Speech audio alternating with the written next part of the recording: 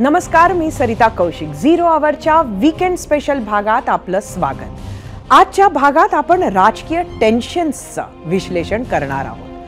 बरं, राजकीय टेन्शन फक्त नेत्यांनाच नाही तर कार्यकर्त्यांनाही आहे, इच्छुकांनाही आहे आणि पक्षप्रमुखांनाही आहे. आणि सगळ्यात महत्त्वाचं, फक्त महायुतीतच नाही तर महाविकास आघाडीतही ते तेवढंच आहे. सुरुवात करूयात मवियातील टेन्शननं. गेल्या 48 तासांमध्ये मवियात काय घडलं तर इथे टेन्शन तर आहेच, पण टशन सुद्धा सुरू आहे. 3 दिवसांमध्ये 3 वेळा काँग्रेस, राष्ट्रवादी शरदचंद्र पवार आणि शिवसेना उद्धव बाळासाहेब ठाकरे पक्षाच्या 3 वेळा एकत्र आणि 3 वेळा स्वतंत्र अशा बैठका झाल्यात. अर्थात त्यात जागा वाटपांची चर्चा झाली, पण एकीकडे एकत्रच राहणार, एकत्रितपणेच निवडणूक लढवणार अशा चर्चा आहेत, तर दुसरीकडे मात्र शिवसेना ठाकरे गट विरुद्ध काँग्रेस असा एक संघर्षही पेटलाय. कसा तेही सांगते. मुख्यमंत्री पदावरून उद्धव ठाकरेंचे खासदार संजय राऊतांनी स्वभावाच्या विरोधात जात मवाळ भूमिका घेतली होती काल, तर त्यावर काँग्रेसचे आमदार बाळासाहेब थोरातांनी सुद्धा आपल्या स्वभावाच्या विरोधातच जात आक्रमक भूमिका घेतली. बस, जसं काँग्रेसनं मुख्यमंत्री पदावर दावा सांगितला तसं राऊतांनी म्यान केलेली तलवार पुन्हा उपसली आणि काँग्रेसला सुनावलं. बरं, गोष्ट इथंच थांबली नाही, तर नहले पे दहला मारत काँग्रेस नेत्यांनीही आक्रमकता दाखवली. पण प्रकरण हाताबाहेर जाण्याआधीच संजय राऊत आणि काँग्रेस नेत्यांनी कशी भूमिका शांत केली हे सगळं आपण पुढच्या काही मिनिटांमध्ये पाहणार आहोत. मात्र सुरुवात करूयात संजय राऊतांच्या आजच्या पहिल्या वक्तव्यानं. आत्मविश्वास महाविकास आघाडीचाच वाढलेला आहे ना. तो लोकसभेचा आत्मविश्वास होता. विधानसभेचा आत्मविश्वासासाठी परत आपल्याला काम करावं लागेल आणि त्यासाठी तिन्ही पक्षांनी एकत्र राहावं लागेल. आत्मविश्वास वाढला म्हणून काय ते एकटे लढणार नाहीत ना. 3 पक्ष एकत्र आल्याशिवाय आत्मविश्वास कसा वाढेल? स्वतः रमेश चेन्निथला यांचं असं म्हणणं आहे की महाविकास आघाडीमध्ये लहान भाऊ, मोठा भाऊ वगैरे वगैरे वगैरे हे कोणी नाही. काँग्रेस पक्षाला लोकसभेत 3 जागा जास्त मिळालेल्या आहेत, पण त्यांनी लक्षात घेतलं पाहिजे त्यांच्या जागा वाढण्यात शिवसेनेचं योगदान किती आहे हे त्यांनी अभ्यास केला. कोणाला अशी खुमखुमी असेल, लहान भाऊ, मोठा भाऊ, मधला भाऊ, धाकटा भाऊ, तर मग महाराष्ट्रामध्ये काय चित्र आहे हे भविष्यात कळेल. काँग्रेसला खोचक टोला आणि आक्रमक इशारा. शिवसेना ठाकरे पक्षाचे खासदार संजय राऊतांच्या याच सडेतोड वक्तव्यावर आम्ही तुम्हाला आज प्रश्न विचारला होता. तो प्रश्न पाहण्यासाठी जाऊया आपल्या पोल सेंटरला आणि आजचा आपला प्रश्न बघूया. ठाकरेंच्या शिवसेनेमुळे लोकसभेत काँग्रेसच्या जागा वाढल्या. संजय राऊतांचा हा दावा पटतो का? तुम्हाला सांगायचं होतं होय किंवा नाही. परत आक्रमक झालेले संजय राऊत, उद्धव सेनेमुळे काँग्रेस जागा जिंकली हे वक्तव्य काँग्रेस प्रदेश अध्यक्ष नाना पटोलेंच्या जिव्हारी लागणारच. नाना पटोले सुद्धा सावध पवित्रा घेण्याचा प्रयत्न करत असले तरी त्यांचा मूळ स्वभाव आली अंगावर तर घे शिंगावर आहे, त्यामुळे ते संजय राऊतांना उत्तर तर देणारच. पण काल ज्यांनी मुख्यमंत्री पद पक्षासाठी मागितले आणि हे वादळ उठवलं त्या बाळासाहेब थोरातांनी मात्र आज सारवासारवही केली. बघूयात. संजय राऊतांचं फार काही तुम्ही ऐकत नव्हतं का? अरे काहीच बात नाही आमचा, पण संजय राऊतांचं तुम्ही फार काही ऐकू नका. मी आघाडी आहोत, एक मतानं काय करायचं ते निर्णय घेऊ. जागा सर्वांच्या एकामेकामुळं आम्ही यशस्वी झालं हे खरं आहे. मी शब्द काय वापरला होता की महाविकास आघाडी हा शब्द वापरला ना. काँग्रेसचा, महाविकास आघाडीचा मुख्यमंत्री होईल असंच मी म्हटलं होतं. त्याच्यामध्ये काही वावगं नाही. प्रत्येकाचा अधिकार आहे की आग्रही राहण्याचा आपल्यासाठी जर विजयी जागा होणार असेल तर सोडून घ्यायचा अधिकार हा प्रत्येकाचा असतो. ही चर्चा आहे, वाद नाही. महाविकास आघाडीमध्ये वाद आणि त्या वादात संजय राऊत असले की भाजप नेत्यांकडून आरोप होणारच. प्रदेशाध्यक्ष चंद्रशेखर बावनकुळेंनी काँग्रेसवरून उद्धव ठाकरेंना टोला हाणला, तर आमदार नितेश राणेंनी राऊतांना सुनावलं. काँग्रेस पार्टी किती बेईमान आहे आता उद्धवजीला कळलं असेल, पुन्हा कळेल. खरं तर ही लढाई मुख्यमंत्र्याची आहे आणि याच्यातला हाच फरक आहे, मूलभूत फरक आहे. महाविकास आघाडी मुख्यमंत्र्याकरता भांडतोय, आम्ही डबल इंजिन सरकार, केंद्र आणि राज्य सरकार, महायुती सरकार आणून 14 कोटी जनतेचं भलं करण्याकरता काम करतोय. हा फरक आहे, मूलभूत फरक आहे. उद्धवजींना तर त्या ठिकाणी आता कळेल पुढच्या काळामध्ये काँग्रेस आणि राष्ट्रवादी कधी उद्धव ठाकरेंना पुन्हा मुख्यमंत्री होऊ देणार नाही. काही केलं तरी मुख्यमंत्री होऊ देणार नाही. काँग्रेस राष्ट्रवादीला जेवढा वापर करायचा होता तेवढा वापर केला उद्धव ठाकरेचा. आता काँग्रेस पार्टी कधी उद्धवजींना मुख्यमंत्री करणार नाही. महाविकास आघाडीमध्ये मुख्यमंत्री पदावर काँग्रेसने दावा केलेला आहे आणि त्यावर बोलत असताना संजय राजाराम राऊत ह्याला अचानक लोकसभेमध्ये काँग्रेसला 2च जास्त मिळाले, सक्का भाऊ, लहान भाऊ, उंच भाऊ, हे सगळे गोष्टी अचानक त्याला आठवलेल्या आहेत. पण मुळामध्ये महाविकास आघाडीमध्ये उबाटा हे सावत्र भाऊची भूमिका निभावत आहेत. दिल्लीभर मुजरा करून पण उद्धव ठाकरेला काही मुख्यमंत्री पदाचा चॉकलेट हातात कोण द्यायला तयार नाही आहे. किती हाणा पण वाघ म्हणा, ही अशी उद्धव ठाकरेची भूमिका हालत झालेली आहे. तुमच्या लायकी एवढंच तोंड उघडलं तर काँग्रेस तुम्हाला काहीतरी तुकडे फेकेल. महाविकास आघाडीत मुख्यमंत्री पदावरून तर महायुतीत जागांवरून सुप्त संघर्ष सुरू आहे. कालच आपण पाहिलं की महायुतीतले घटक पक्ष आधीच अपेक्षेपेक्षा जास्त जागांवर दावेदारी करू लागले. 2019ला प्रत्येक बाजूला 2च पक्ष होते, आता 3 झाले. तरी महायुतीतील घटक पक्षांना 2019 एवढ्याच किंबहुना जास्तच जागा हव्यात. याच वादावर तोडगा काढण्यासाठी खुद्द अमित शहाच महाराष्ट्र दौऱ्यावर येणार आहेत. ते महाराष्ट्र भाजपच्या पदाधिकाऱ्यांना मार्गदर्शन करणार आहेत.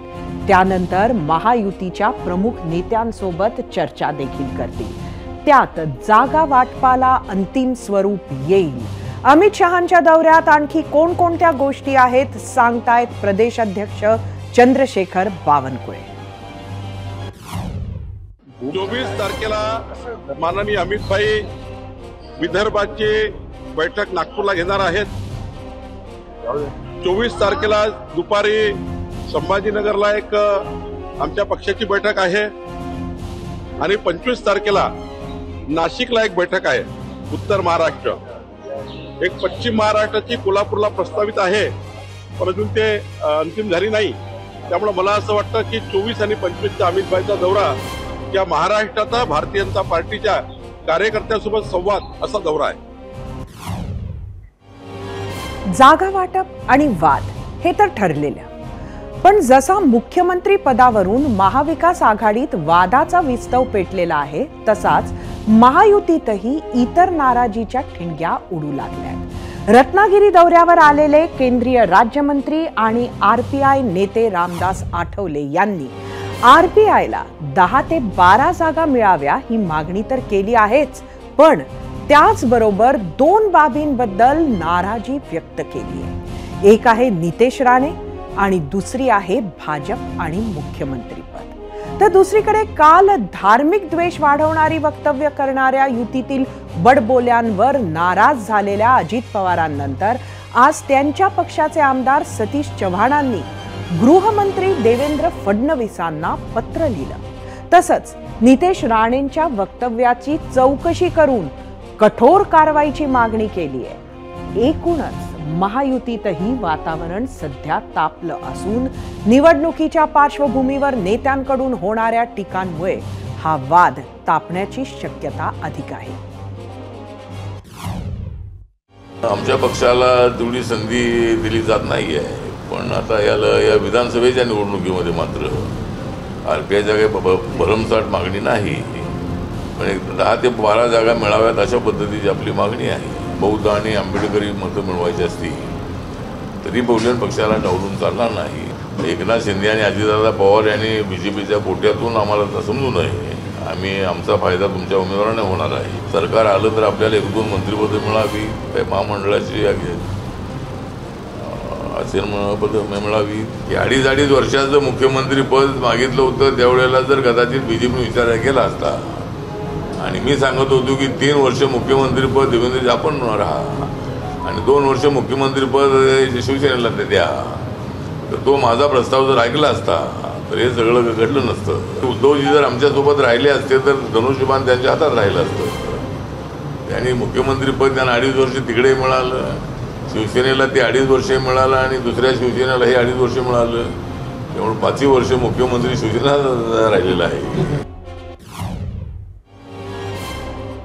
या सर्व राजकीय घडामोडींमध्ये महाविकास आघाडीमध्ये मुख्यमंत्री पदाचा चेहरा, जागा वाटपाचा घोळ, होणारे दावे यासह विविध विषयांवरून वातावरण तापलंय आणि यावरच आम्ही तुम्हाला प्रश्न विचारला होता. त्या प्रश्नावर तुम्ही दिलेल्या प्रतिक्रिया पाहण्यासाठी जाऊया आपल्या मीडिया सेंटरला आणि परत एकदा पहिले आजचा आपला प्रश्न बघूया. ठाकरेंच्या शिवसेनेमुळे लोकसभेत काँग्रेसच्या जागा वाढल्या, संजय राऊतांचा हा दावा पटतो का? बघूया सोशल मीडियावर काय म्हणतात नेटकर. X वरून भगवान शेळके, 100% राऊतांचा दावा पटतो. काँग्रेसला स्वतःला वाटलं नव्हतं की त्यांच्या एवढ्या जागा येतील. उद्धव ठाकरेंनी जेवढं भाजप आणि मोदींना अंगावर घेतलं ते काँग्रेसच्या एकाही नेत्यानं केलं नाही. यूट्यूबवरून राजेंद्र तरहाळ, भाजपने काँग्रेसमुक्त भारत ठरवलं होतं, फक्त उद्धव ठाकरेंमुळे काँग्रेस जिवंत झाली.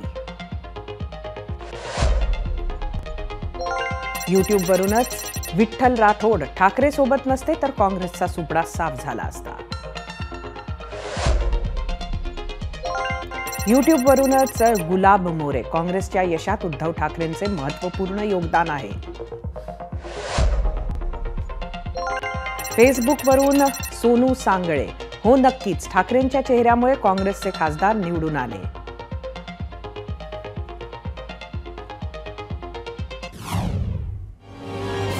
महाविकास आघाडीत मुख्यमंत्री पदाच्या चेहऱ्यावरून सुरू असलेली चुरस, होणाऱ्या टीका, वाढणारी नाराजी, जागा वाटपाची स्थिती, महायुतीची रणनीती यासह अनेक विषयांवर बोलण्यासाठी 0 आवरमध्ये उपस्थित आहेत काँग्रेस नेते विश्वजित कदम. विश्वजितजी, 0 आवरमध्ये आपलं स्वागत आहे. खरं तर आजच्या आमच्या 0 आवरच्या प्रश्नापासूनच मी सुरू करते. आम्ही तो सोशल मीडियावर विचारत असतो, पण तोच प्रश्न मी आपल्याला विचारते.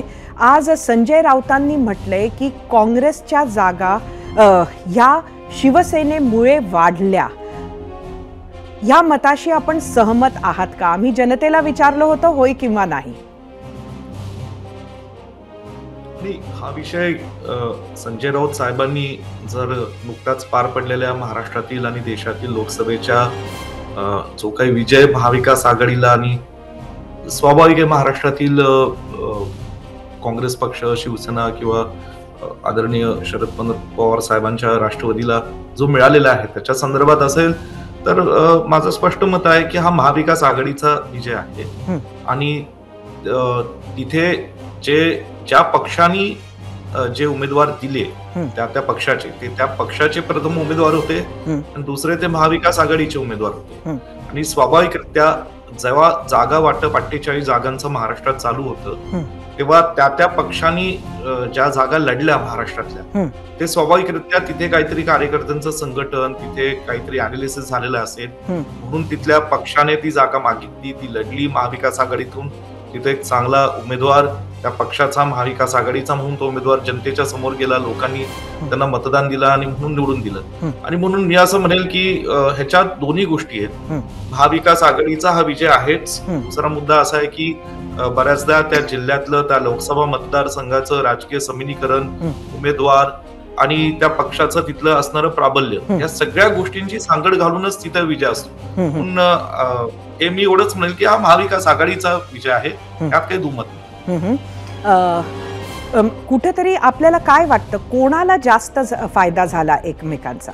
म्हणजे शिवसेनेमुळे काँग्रेसच्या जागा जास्त आला की काँग्रेसचा फायदा शिवसेनेला झाला? काय काय नक्की झालं? नाही, मी बघा, हे एक अत्यंत सेन्सिटिव्ह आणि कॉन्ट्रोवर्शियल प्रश्न आहे, त्याला मला उत्तर द्यायचं नाही. एवढंच म्हणेल की महाराष्ट्राच्या जनतेने 48 लोकसभेतून 31 जागा महाविकास आघाडीच्या निवडून दिल्या. आता स्ट्राईक रेटचाही प्रश्न असतो की कुणी किती जागा लढल्या आणि कुणाला लोकांमध्ये जनतेतनं जाऊन ह्या जागा लोकसभेच्या निवडणुकीच्या या फडात किती जागा आपल्याला जिंकता आल्या. परंतु 48 मधनं 31 जागा महाविकास आघाडीने जिंकलेल्या आहे, म्हणून महाराष्ट्राच्या जनतेने महाविकास आघाडीला कौल दिलेला आहे. आणि मी सांगितलं, त्याचा पुन्हा उल्लेख करतो, कुणाच्या मदतीने कुठल्या पक्षाला फायदा झाला, कुठल्या पक्षाचे जास्त खासदार निवडून आले, त्याच्यावर आज चर्चा करण्यात अर्थ नाही. मी मागाशी सांगितलं की त्या जिल्ह्याचे सुद्धा लोकसभा मतदारसंघाची राजकीय काही समिलीकरणं असतात आणि त्याच्यामुळे सुद्धा एखादा तिथला पक्षाचा लोकसभेचा उमेदवार हा जर तो उमेदवारही चांगला असेल, तिथल्या पक्षाची, तिथल्या स्थानिक नेत्यांची, कार्यकर्त्यांची ताकद असेल, तर तो स्वाभाविकरित्या तो उमेदवार निवडून येतो. पण हे थोडंसं समिलीकरणं बदलत असतात आणि मला वाटतं त्या समिलीकरणावर आज बोलण्यात अर्थ नाही. लोकसभाचे निकाल लागल्यानंतर महाविकास आघाडीच्या नेत्यांनी त्या निकाल पाहिलेले आहेत, महाराष्ट्राने पाहिलेले आहेत, महायुतीच्या नेत्यांनी पाहिलेत. म्हणून मला असं वाटतं की त्याच्यावर आज चर्चा करण्यात अर्थ नाही की कुणाला त्याचा जास्त फायदा झाला आणि कुणाचा कमी फायदा झाला. विश्वजितजी, आम्ही गेल्या 2-3 दिवसापासून पाहतोय, म्हणजे खरं तर मुख्यमंत्री पदाचा चेहरा कोण असावा हे तर खरं बऱ्याच काळापासून सुरू आहे. खास शिवसेनेचे काही नेते मंडळी त्याबद्दल बोलत आलेले आहेत, ओपन बोलत आले आहेत. त्यांचा पक्ष आहे, त्यांना त्यांचा मुख्यमंत्री हवा असावा असं वाटत असेलही, त्यातही काही खरं तर गैर नाही. मात्र या गेल्या 2-3 दिवसात आता मुख्यमंत्री पदाला घेऊन थोडंसं काहीतरी महाविकास आघाडी धुमसतंय असं वाटतंय. शरदचंद्र पवार पक्ष मात्र हा अगदी वेगळा आहे, त्यांनी दावाच कधी केलेला नाहीये. पण आता काँग्रेसची नेते एकीकडे आणि दुसरीकडे शिवसेना यांच्यात कुठेतरी मुख्यमंत्री पदासाठी रस्सीखेच आजच सुरू झाली असं दिसतंय. नाही, तसं नाहीये. बघा, पहिलं मुळात निवडणूक अजून व्हायची आहे.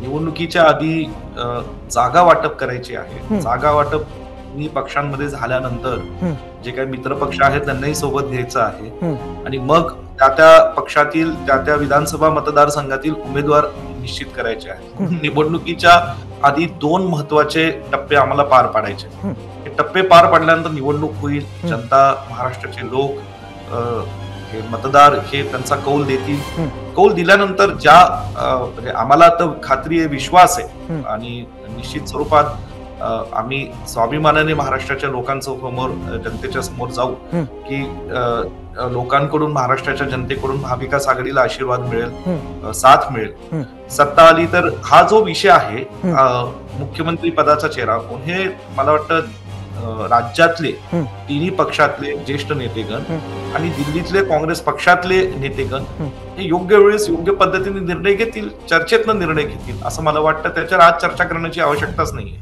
आवश्यकता नाही, पण ती होते का? तरीही होते का? नाही, बघा, जरी होत असली तरी स्वाभाविकरित्या कधी कधी त्या पक्षातले कार्यकर्ते ह्या कार्यकर्त्यांच्या सुद्धा भावना मांडत असतात. पण ते शेवटी त्या पक्षातल्या त्या कार्यकर्त्यांच्या भावना आहेत, त्या काय महाराष्ट्रातल्या जनतेच्या भावना असू शकत नाही. आणि म्हणून परिस्थिती कशी उद्भवते त्या परिस्थितीवर मी म्हणल्याप्रमाणे ह्यापूर्वी सुद्धा महाराष्ट्रामध्ये अनेक पक्षांनी एकत्रित येऊन महाराष्ट्राचं सरकार स्थापन केलेलं आहे आणि त्यामध्ये मुख्यमंत्री राहिलेत, मुख्यमंत्री बदलले गेले आहेत. अशा अनेक घटना मागच्या 30 वर्षाच्या इतिहासामध्ये घडलेल्या आहेत. आणि म्हणून मला असं वाटतं की निवडणुकीच्या नंतर परिस्थिती काय उद्भवते ह्यावर निर्णय घेण्याचे म्हणजे आदरणीय राहुलजी गांधी आहेत, आदरणीय खरगे साहेब आहेत, आदरणीय शरदचंद्रजी पवार साहेब आहेत, आदरणीय उद्धव साहेब आहेत, ही सगळे नेते मंडळी एकमेकांना विश्वासात घेऊन योग्य वेळेस योग्य पद्धतीने निर्णय घेतील. सध्या जे महायुतीमध्ये होतंय त्याला आपण कसं बघता? म्हणजे खरं आपल्याला तरुण नेता म्हटलं जातं, मात्र अनेक म्हणजे आता अनेक दशकं म्हटली पाहिजे, एक 2 दशकं तरी आपण राजकारणात आहातच आणि त्यामुळे राजकारण आपण फार जवळून स्वतः बघितलेलं आहे. सध्या पश्चिम महाराष्ट्रात जे काही होत आहे, दादा जिथं आहेत, दादा ज्या पद्धतीची भूमिका 2-3 दिवसापासून घेतात आहेत, तिथं नितेश राणे किंवा इतर बडबोले जे आहेत महायुतीत, आपण या सगळ्याला कसं बघता? सध्या जे महायुतीत चालू आहे, तर महाराष्ट्रातला एक नागरिक म्हणून, एक राजकीय चळवळीतला कार्यकर्ता म्हणून, जो पुरोगामी महाराष्ट्र आहे, छत्रपती शिवाजी महाराज, फुले शाहू आंबेडकरांच्या या महाराष्ट्रामध्ये सध्या जे महायुतीत आणि सत्ताधारी पक्षाचे जे सरकार आहे त्याच्यात जे चालले ते काही चांगलं नाही. ते महाराष्ट्राच्या राजकीय संस्कृतीला, परंपरेला शोभणारं नक्कीच. एक मंत्री उठतात, दुसऱ्या आमदाराला शिवीगाळ करतात, एक आमदार उठतो, विद्यमान मंत्र्याला शिवीगाळ करतो, दिवसाखोर पोलीस स्टेशन मध्ये एक आमदार एका दुसऱ्या पक्षाच्याच कार्यकर्त्याला गोळीबार करतो, एक आमदार उठतो तर एका जाती धर्माला वेगळ्या पद्धतीने अवहेलना करतो. म्हणजे हे महाराष्ट्राने खरं पाहिलं नाहीये. परंतु आज माझं असं स्पष्ट मत आहे की महायुतीतल्या नेत्यांना आज त्यांच्या अंडर काही कंट्रोल राहिलेलं नाहीये. त्यांच्या आमदारांचा कंट्रोल नाही, प्रशासनाचा कंट्रोल राहिलेला नाहीये आणि म्हणून आता ही म्हणजे भीती राहिलेली नाहीये, म्हणजे शिस्त राहिलेली नाही. ती शिस्त लागते ती एखाद्या पक्षामध्ये आपण जेव्हा काम करतो त्या पक्षाच्या विचारधारेची शिस्त असते. त्या आपण लोकप्रतिनिधी आहोत, सरकार म्हणून आपली जबाबदारी आहे आणि महाराष्ट्राला आपण प्रतिनिधित्व करतो, आपण एखाद्या मतदारसंघाचं प्रतिनिधित्व करतो. परंतु आज आपण बघतोय ज्या पद्धतीने सत्ताधारी पक्षातले आमदार म्हणजे बेफिकर होऊन, बेजबाबदार होऊन, म्हणजे वाटेल तसे आज भाषणामध्ये उघडपणे बोलतात. नुकत्याच एका आमदारांनी दादांनी घेतलेल्या भूमिकेकडे आपण कसं बघता? अजित दादांची आजची भूमिका आपल्याला कशी वाटते? बघा, ते त्यांची भूमिका काय आहे, कशासाठी आहे, त्यांचं नेमकं मनात काय चाललंय ते त्यांना ते ज्येष्ठ नेते, त्यांनी 35 वर्ष महाराष्ट्रात काम केलेलं आहे. परंतु कुठेतरी महायुतीमध्ये निश्चितपणे त्यांच्यातही काहीतरी मोठी धुसफूस आहे. त्यांच्यामध्येही काहीतरी कुठेतरी सत्ता संघर्ष आम्हाला जाणवतो. कुठेतरी असं जाणवतं की महायुतीतल्या काही नेत्यांना महत्वाच्या निर्णयांमध्ये विश्वासात घेतलं जातं, काही नेत्यांना माहित पण नसतं राज्य शासनाचा कुठला GR निघाला, कधी निघाला, कशासाठी निघाला, काहीच त्यांना माहित नसतं. मोठमोठ्या नेत्यांना सुद्धा अशा पद्धतीचं जे काय वातावरण जे सरकारमध्ये चालू आहे, जे ते महायुतीतल्या पक्षांमध्ये चालू आहे, आपण बघतोय. आज कुणाचा, मी पुन्हा सांगतो, कुणाचं कुणाला काही शिस्त राहिली नाही, कंट्रोल नाही, कोण काय बोलतं, कोण काय करतं, असं बेताल वक्तव्य सुद्धा आज चुकीच्या पद्धतीने केली जातात. आणि म्हणून मला असं वाटतं दादा सुद्धा काय त्यांच्या मनात काय ते त्यांना माहित, बोलणं योग्य नाही. ते ज्येष्ठ आहेत, परंतु ते ठीक आहे, तो महायुतीतला अंतर्गत प्रश्न आहे. एकंदरीत असं आहे की एक अलीकडच्या राजकारणात एक नवीन टर्म कॉइन झाली आहे आणि ती तुम्हाला ॲट्रिब्यूट केल्या जाते, म्हणजे तुमच्यामुळे तो नवीन शब्द राजकारणात आलाय.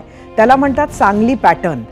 आणि येणाऱ्या निवडणुकीमध्ये हा जो सांगली पॅटर्न आहे, हा सांगली पॅटर्न अनेक ठिकाणी पाहायला मिळेल. हे सध्याच्या तुमच्या पक्षात जे सुरू आहे त्यामुळे आपल्याला वाटतंय का? नाही, बघा, सांगली लोकसभेच्या जागेवरून जे काही महाभारत, रामायण जे काही घडलं हे सांगलीच्या जनतेला माहित आहे, महाराष्ट्राच्या लोकांना माहित आहे, महाविकास आघाडीच्या सर्व नेत्यांना माहित आहे. जे घडलं ते घडलं. आता त्याच्यावर मी पुन्हा त्या गोष्टीचा, त्या प्रसंगाचा उल्लेख करणार नाही. आणि तो शेवटी सांगलीच्या सर्वसामान्य लोकांचा, मतदारांचा कौल होता. आणि आम्ही एक महाविकास आघाडीसाठी, इंडिया अलायन्ससाठी लोकसभेचा खासदार आम्ही सगळ्यांनी निवडून दिला आणि तो या ठिकाणी आज इंडिया अलायन्स मध्ये महाविकास आघाडीचा सहयोगी सदस्य म्हणून आमचे सांगली लोकसभेचे खासदार काम करत आहे. आणि म्हणून सांगली पॅटर्न हा एक अत्यंत अशी एक अद्भुत अशी दुर्दैवाने आमच्यावर आलेली एक परिस्थिती होती. पण ठीक आहे, मी पुन्हा सांगतो, त्याच्यावर मला बोलायचं नाहीये. आज महाविकास आघाडी म्हणून आम्ही सगळे येणाऱ्या विधानसभेत ताकदीने समोर जातोय. सांगली पॅटर्न हा काही प्रत्येक ठिकाणी यशस्वी होऊ शकत नाही आणि त्याचा असा चुकीचा वापर पण त्या सांगली पॅटर्नचा कुणी महाराष्ट्राच्या येणाऱ्या विधानसभेत करू नये असं माझं नम्रपणे आव्हान आहे. कारण महाविकास आघाडी म्हणून आपल्याला सर्वांना एकसंघपणे महाराष्ट्राच्या हितासाठी, महाराष्ट्राच्या लोकांच्या हितासाठी, संविधान वाचवण्यासाठी, लोकतंत्र वाचवण्यासाठी आम्हाला महाविकास आघाडी म्हणून एकत्र लढायचं आहे. आणि म्हणून ती एक अद्भुत अशी परिस्थिती होती, झाली, घडली, इतिहास जमा. आता येणाऱ्या विधानसभेमध्ये आम्ही सगळेजण या ठिकाणी ताकदीने एकत्रितपणे तिन्ही पक्षाचे कार्यकर्ते नेते लढणार. विश्वजितजी, आपले खूप खूप धन्यवाद. आपण 0 आवरमध्ये आलात, वेळ काढलात. मला माहिती आहे आपण बैठकांमध्ये बिझी आहात, मात्र आपण वेळ काढलात. परत एकदा थँक्यू. महाविकास आघाडीमधल्या अंतर्गत टेन्शनवर आम्ही विचारलेल्या प्रश्नावर जनतेनं दिलेला कौल पाहण्यासाठी जाऊया आपल्या पोल सेंटरला आणि आजचा प्रश्न परत एकदा बघूया.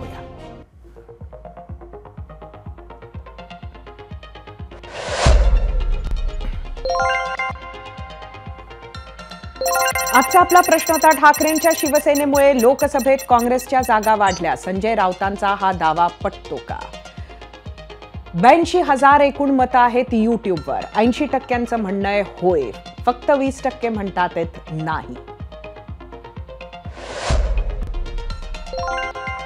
इंस्टाग्रामवर एकूण 1,500 मतं.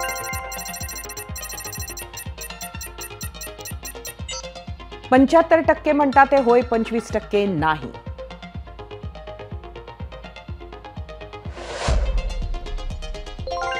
फेसबुकवर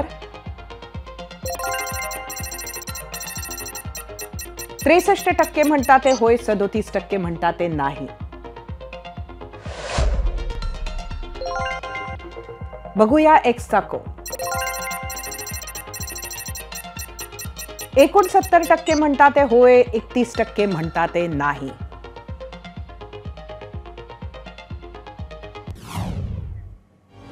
सत्तेचा खेळ मोठा रंजक आहे. त्यातला खेळ आकड्यांचा आहे आणि हाच खेळ युती आघाड्यांच्या राजकारणात जिंकणं जरा जास्त आव्हानात्मक होतं. आता महाराष्ट्राचंच बघा ना, इथं आज घडीला एका पक्षाचं बहुमताचं सरकार येणं जरा कठीण आहे. गेल्या 30 वर्षांची आकडेवारी पाहिली तर लक्षात येईल की राज्यात एका पक्षाचं सरकार बनणं किती कठीण आहे. आणि आजची राज्याची राजकीय स्थिती पाहिली तर ते आणखी जास्त कठीण आहे, आव्हानात्मक आहे. म्हणूनच की काय, सत्तेत बसण्यासाठी म्हणा की सत्ता टिकवण्यासाठी राजकीय पक्षांनी केलेल्या सगळ्याच तडजोडी महाराष्ट्रानं गेल्या 5 वर्षांमध्ये पाहिल्या.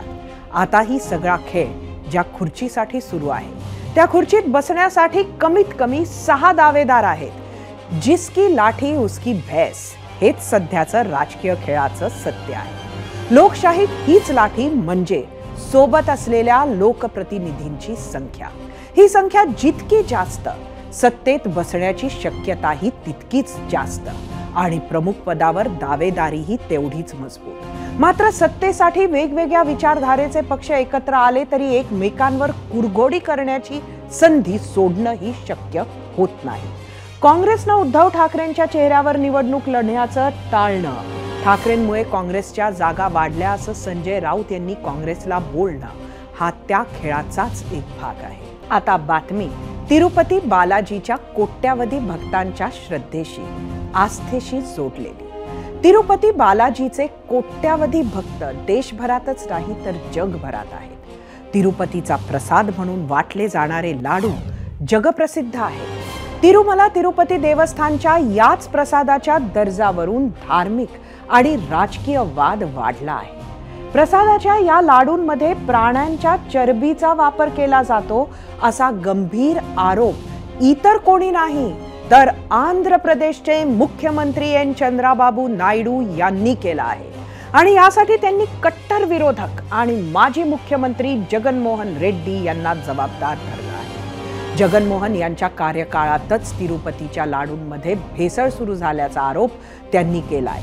यासाठी त्यांच्या पक्षानं प्रयोगशाळेत लाडूंच्या टेस्टचा अहवालच शेअर केला आहे. लॅबच्या अहवालात तिरुपती लाडूंसाठी वापरण्यात आलेल्या तुपामध्ये चरबी, माशांचं तेल आणि लाड म्हणजे डुकराच्या चरबीचे अंश असल्याचे उघड झाले आहे. YSR काँग्रेसनं याचा साफ इन्कार करत हे आरोप राजकीय हेतूनं प्रेरित असल्याचं म्हटलं आहे. तसंच हायकोर्टातही धाव घेत न्यायाधीशांमार्फत चौकशीची मागणी सुद्धा केली आहे. चंद्राबाबू नायडू मात्र आपल्या मुद्द्यांवर ठाम आहेत. गेल्या 5 वर्षात YSR काँग्रेसच्या नेत्यांनी तिरुमलाच्या पावित्र्याला कलंक लावला अशी भावना त्यांनी व्यक्त केली आहे. जगनमोहन यांनी त्यांच्या जवळच्या कंपनीला प्रसादाचं कंत्राट दिलं होतं. त्या कंपनीला काळ्या यादीत टाकून या प्रकरणाचा तपास दक्षता विभागाकडे सोपवण्यात आल्याचंही त्यांनी सांगितलंय. कोट्यावधी हिंदू भाविकांच्या आणि बालाजी भक्तांच्या आस्थेशी जोडलेल्या या विषयावर आम्ही विचारला होता झिरो आवर मधील दुसरा प्रश्न. तो बघायला जाऊया आपल्या पोल सेंटरला. तिरुपतीच्या प्रसादात चरबीचा अंश, चंद्राबाबूंचे आधीच्या जगनमोहन सरकारवर आरोप. भक्तांच्या आस्थेशी खेळ करणाऱ्यास कठोर शासन व्हावं असं वाटतं का? तुम्हाला सांगायचं होतं होय किंवा नाही. चंद्राबाबूंच्या आरोपांनंतर देशभरातील मंदिरं सरकारच्या नियंत्रणातून मुक्त करावीत अशी मागणीही पुन्हा जोर धरू लागली आहे. आता राष्ट्रीय स्तरावर सनातन धर्म रक्षा मंडळ स्थापन करण्याची वेळ आली आहे असं मत आंध्रचे उपमुख्यमंत्री पवन कल्याण यांनी व्यक्त केलं आहे. प्रसाद भेसळ प्रकरणावर केंद्रानेही कारवाई सुरू केली आहे. केंद्रीय आरोग्य मंत्री जे.पी. नड्डा यांनी मुख्यमंत्री चंद्राबाबू नायडू यांच्याकडून अहवाल मागितला आहे.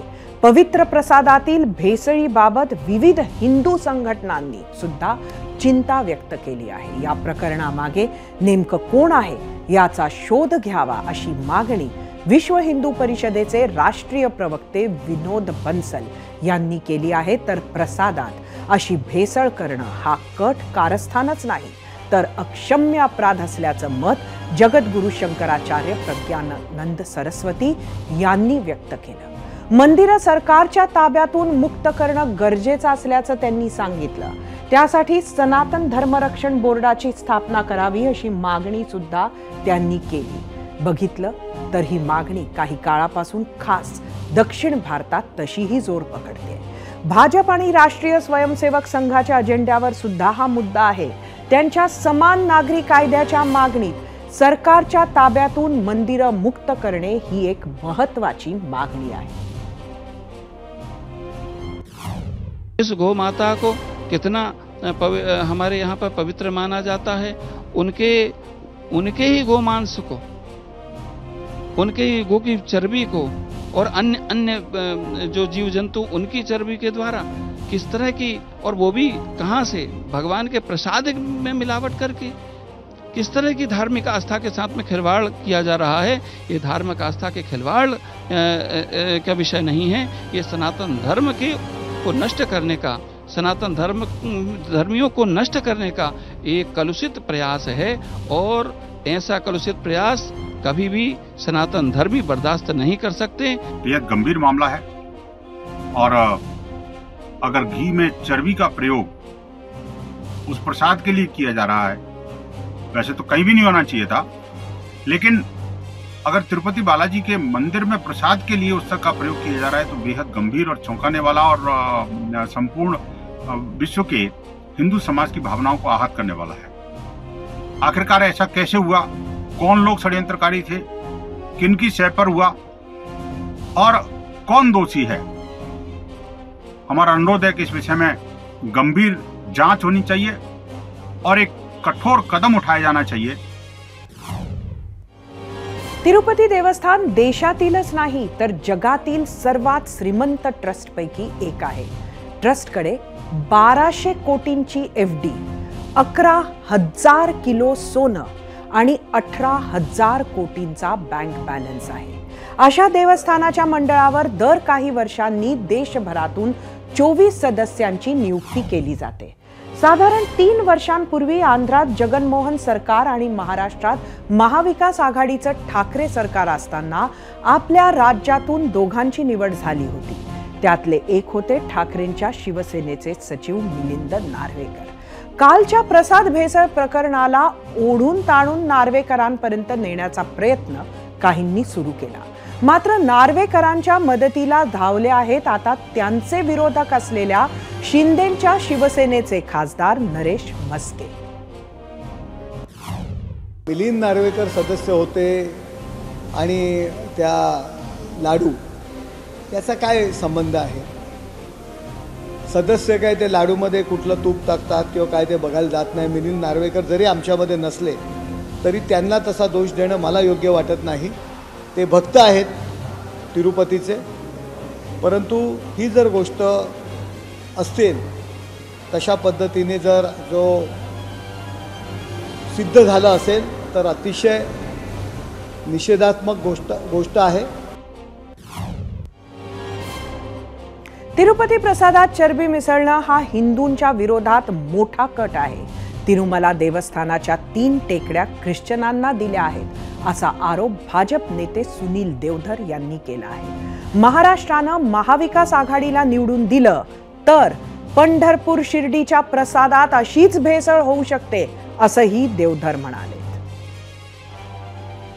ISRCP ही आंध्र प्रदेशमधली राष्ट्रवादी काँग्रेस आहे शरद पवारांची. कारण ज्या वेळेला काँग्रेसपेक्षा एखादा नेता आपल्याला मोठा समजतो आणि वेगळा पक्ष काढतो, जसं शरद पवारांनी राष्ट्रवादी काढली तसं जगनमोहन रेड्डींनी YSRCP काढली. आणि सरकारमध्ये आल्यानंतर ख्रिश्चन मिशनरी, जिहादी मुसलमान या आणि जे अर्बन नक्षल यांच्या समर्थनावर ज्यावेळेला एखादं सरकार येतं त्यावेळेला त्या फोर्सेसच्या षडयंत्राला ते बळी पडतं. जर येणाऱ्या निवडणुकांमध्ये मवियाकडे जर महाराष्ट्राच्या जनतेने कौल दिला, पंढरपूरचे लाडू किंवा अंबाबाई महालक्ष्मीचे लाडू, शिर्डीच्या साईबाबांचे लाडू याच्यामध्ये सुद्धा सगळ्या अशा गोष्टी होऊ शकतील. तिरुपती बालाजी मंदिरात दर्शन घेऊन बाहेर पडताना प्रसाद म्हणून एक लाडू दिला जातो. त्यानंतर ज्यांना जास्त लाडू घ्यायचे असतील ते 10 रुपये 50 रुपये देऊन ते घेऊ शकतात. 1715 सालपासून म्हणजे जवळपास 300 वर्षांपासून हे लाडू बनवले जातात असं सांगितलं जात आहे. प्रसाद तयार करण्यासाठी दररोज 10 टन बेसन, 10 टन साखर, 700 किलो काजू, 150 किलो वेलची, 300 ते 400 लिटर शुद्ध तूप, 500 किलो खडी साखर, 550 किलो बेदाणे वापरले जातात. त्यामुळेच हा प्रसाद जास्त दिवस टिकतो. स्वयंचलित मशीननं दररोज जवळपास 8 लाख लाडू तयार केले जातात. त्यासाठी गेल्या वर्षीच देवस्थाननं 50 कोटी रुपये खर्च करून रिलायन्सच्या मदतीनं 2 मशीन बसवल्या आहेत. फक्त प्रसादाच्या लाडूंच्या विक्रीतून देवस्थानाला 500 कोटींची कमाई होते असं सांगितलं जातं.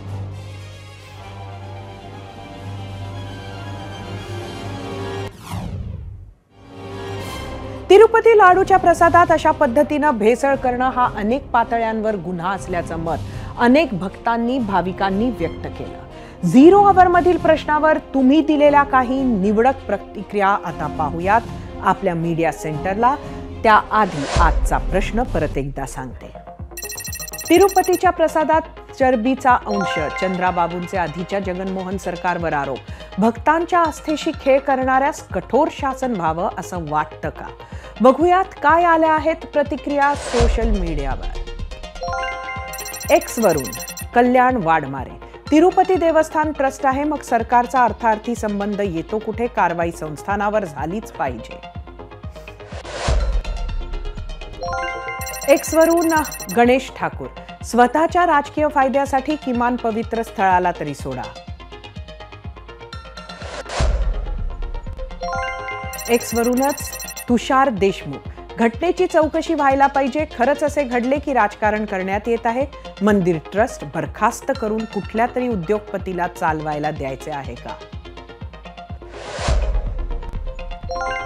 YouTube वरून दगडू चव्हाण, चंद्राबाबू नायडू यांनी देवस्थानची बदनामी करू नये.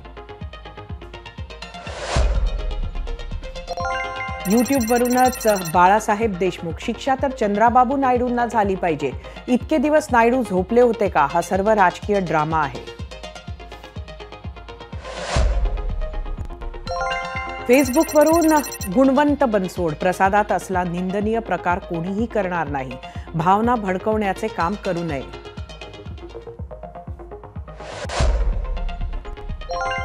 इंस्टाग्राम वरून रामसिंग माठवाले, तिरुपती बालाजी देवस्थान भारतातलं एवढं मोठं मंदिर आणि या ठिकाणी जर असं होत असेल तर लोक आता भंडारे सुद्धा 100 वेळा विचार करून खातील.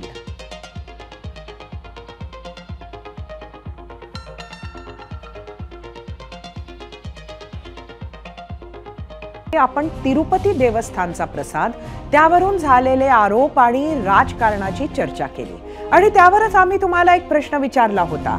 त्यावर तुम्ही काय कौल दिलाय तोच पाहण्यासाठी जाऊया आपल्या पोल सेंटरला. आजचा आपला प्रश्न परत एकदा बघूया. तिरुपतीच्या प्रसादात चरबीचा अंश, चंद्राबाबूंचे आधीच्या जगनमोहन सरकारवर आरोप, भक्तांच्या आस्थेशी खेळ करणाऱ्यास कठोर शासन व्हावं असं वाटतं का? 48,000 एकूण मतं आली आहेत यूट्यूबवर. 85% म्हटलंय होय, 15% नाही. इंस्टाग्रामवर एकूण 2,000 मतं.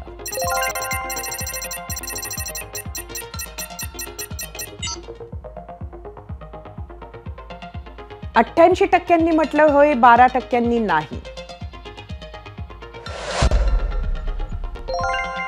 फेसबुकवर 60% म्हटलंय होय, 40% नाही.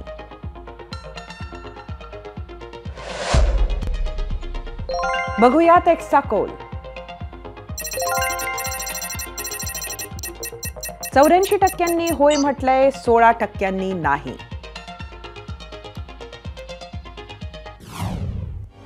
भारतात अनेक ठिकाणी धर्म आणि राजकारण हातात हात घालून समोर आलेले दिसतात. लार्जर दॅन लाईफच्या प्रेमात असलेल्या भावनेला प्राधान्य देणाऱ्या दक्षिण भारतात तर या दोन्ही गोष्टी एकमेकात इतक्या गुंफल्या गेल्या आहेत की उकल करायला गेलं तर गुंता वाढायची शक्यता जास्त. आता बालाजीच्या प्रसादावरून रंगलेल्या वादात सुद्धा याचं प्रतिबिंब पाहायला मिळतंय.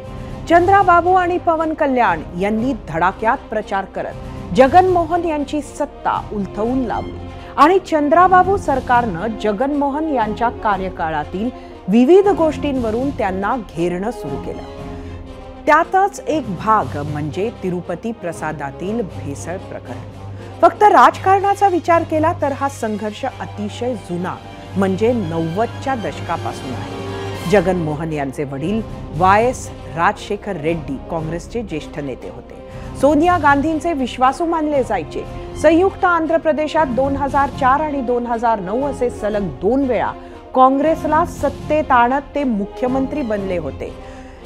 1999 ते 2009 साली हेलिकॉप्टर क्रॅशमध्ये निधन होईपर्यंत चंद्राबाबू आणि YSR यांच्यातील राजकीय वैराची अनेक रूपं आंध्र प्रदेशानं पाहिली आहे.